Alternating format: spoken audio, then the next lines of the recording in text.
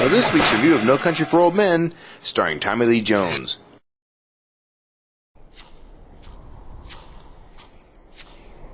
Let me ask you something. What's the most you ever lost in a coin toss? Look, I need to know what I stand to win. Everything. Just call it friendo. Now that is a great hook.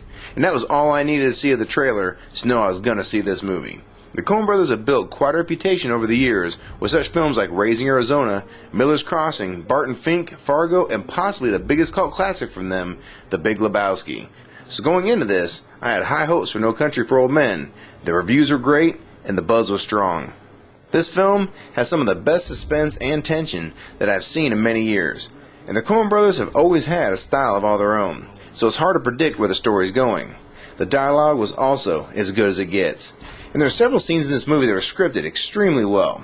And as you just seen from the coin toss clip, there's like a completely out-of-the-box style of conversation from an extremely smart script. And I do think this is one of those movies that you need to see at least 2 times to take it all in, because they don't spoon-feed you at all. You just need to make sure you're paying attention throughout this film. There's no question that Javier's character steals the show. And it kind of reminded me a little bit of Steve Buscemi's character in Things to Do in Denver When You're Dead, except for 10 times as menacing.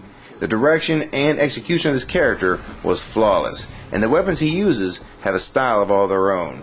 And this was easily one of the best characters in a movie this year. This does have some of the most realistic violence that I've seen in a while. And there are a few scenes that I knew the crowd was a little overwhelmed by. And since I've seen so much gore, it wasn't a real big deal to me, but it's not for the squeamish. And some of the wounds looked about as real as I've seen in a movie. The shots in this movie are stunning, and the camera angles they use keep this movie very dynamic, even though the pacing is on the slower side.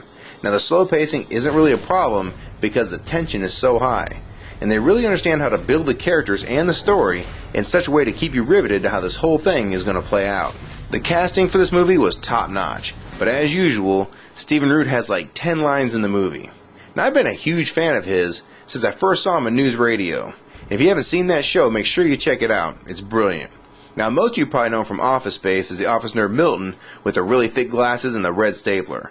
And he's one of the best character actors in Hollywood. But it's just unfortunate that he doesn't get larger roles in the movies he's in. Now everything in this movie is top notch. The casting, the acting, the directing, and the execution. A perfect 5-star movie. Right? Not so fast.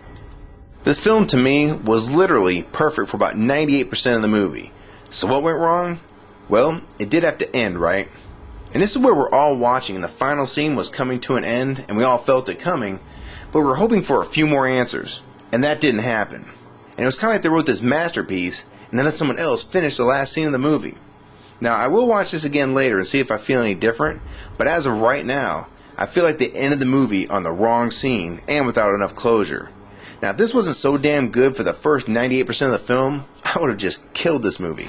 But as it is, I'll give it the benefit of the doubt and reserve harsher judgment for after I've seen the film for a second time. Overall, this is not a movie for everyone. You need to be a big fan of suspense and drama and can handle some serious lifelike violence. And you can tell that some people weren't prepared for some parts of this movie. So if you're a fan of the Coen brothers, you should definitely give it a shot. But be warned, when the screen fades to black, pretty much everyone in the theater, including myself, let out a pretty disappointing gasp, and we're all pretty deflated when the director's names came up. And I'd have to seriously say that for right now, this has to be one of the worst endings for one of the best movies that I've ever seen. It was just too anticlimactic. Literally, the entire time I watched the movie, all I was thinking was, this is the epitome of a 5-star movie. But then the final scene came and went, and I literally said, you've got to be kidding me. But I'll watch it again, and then I can be sure. For my overall rating, I give No Country for Old Men not so fast. 4 stars. You'll shoot your eye out, kid. Post your comments below on what you thought of this movie. If you'd like to rate and review a movie, you can do so at www.yourmovieratings.com.